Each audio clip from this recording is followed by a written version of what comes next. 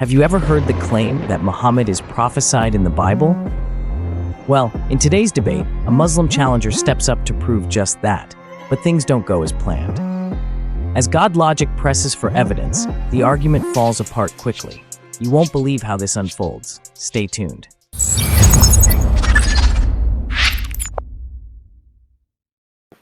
I'm commenting on your previous live stream. Mm-hmm. You was taking some ayah from the Quran or some verse from the Quran to prove that even the Quran is saying that Christians were supposed to prevail all other nations. Yes.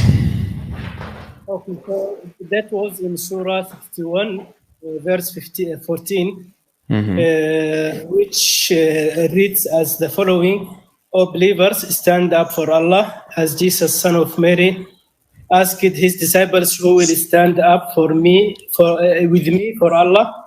The disciples replied, we will stand up for Allah. Then a group from the children of Israel believed, while another group disbelieved.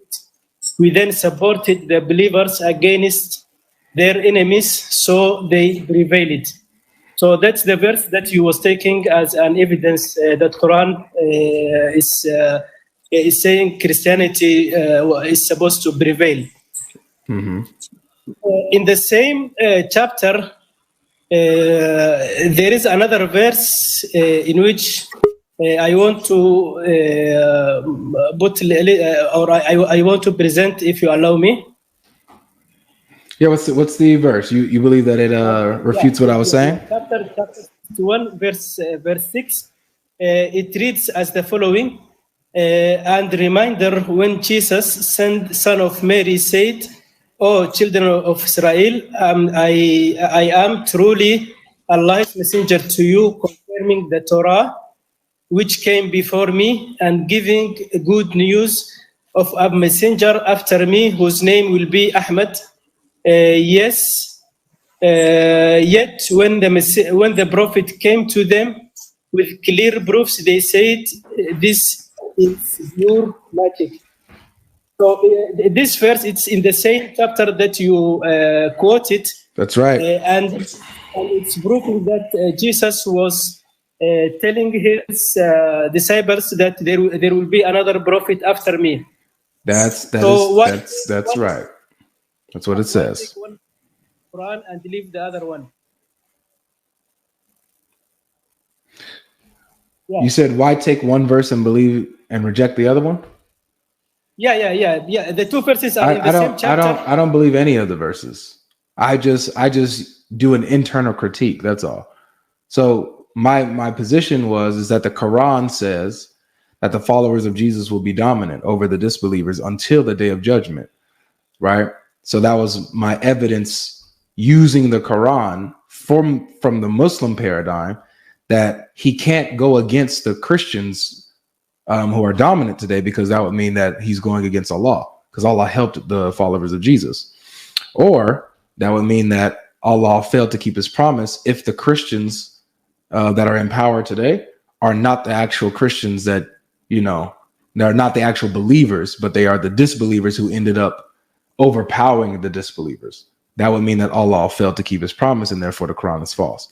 So I was using that as an argument against the Quran, against Islam, not saying that I believe in it. Even the verse that you brought, like there's no proof of that. That Jesus never said Ahmed's coming after him. Actually, I'm not sure about because us as Muslims, we believe that the name Muhammad or the upcoming prophet, which was named in the original Bible before it being changed. We believe that. I think I heard Ahmed did that,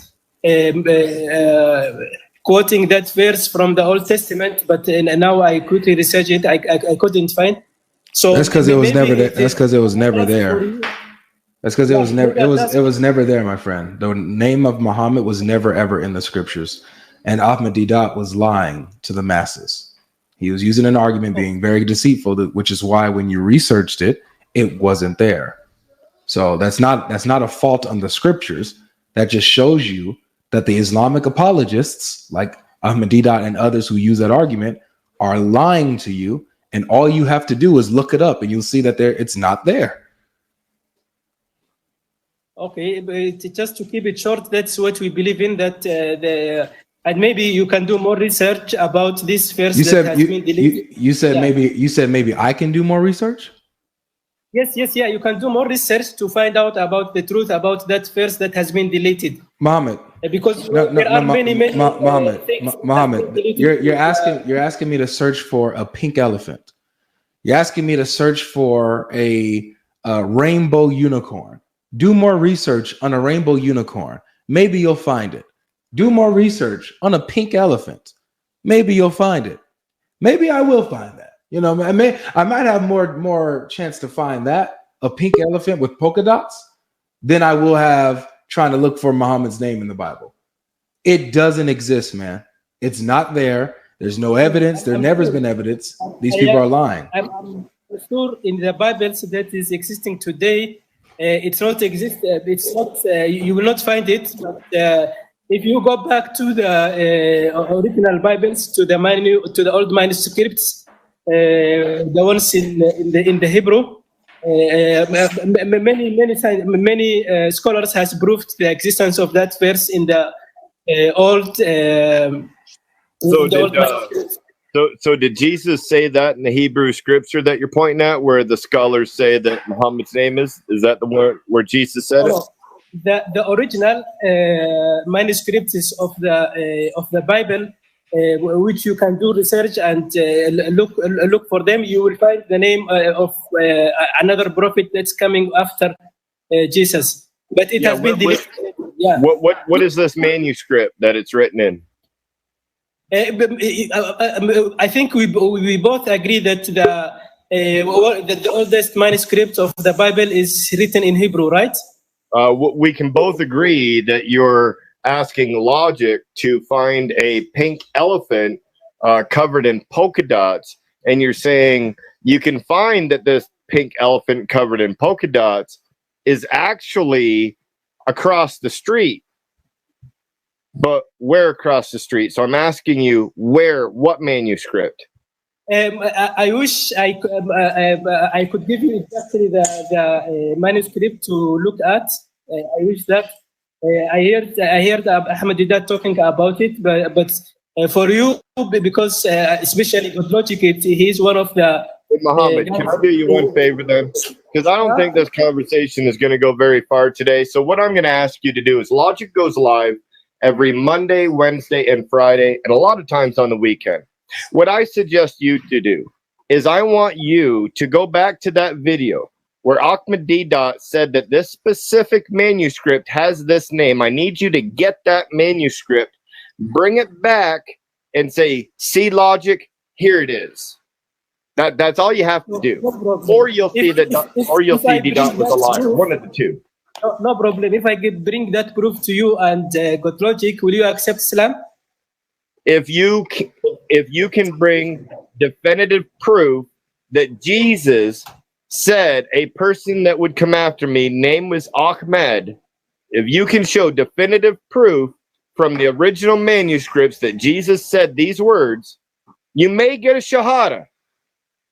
No problem. Okay. Then let's meet again soon. But the question that I need to ask you is, if you can't find where Jesus says another one that comes after me will be Ahmed, are you willing to say that the Quran was wrong when it said that? Yes. I'll take that challenge. Yes.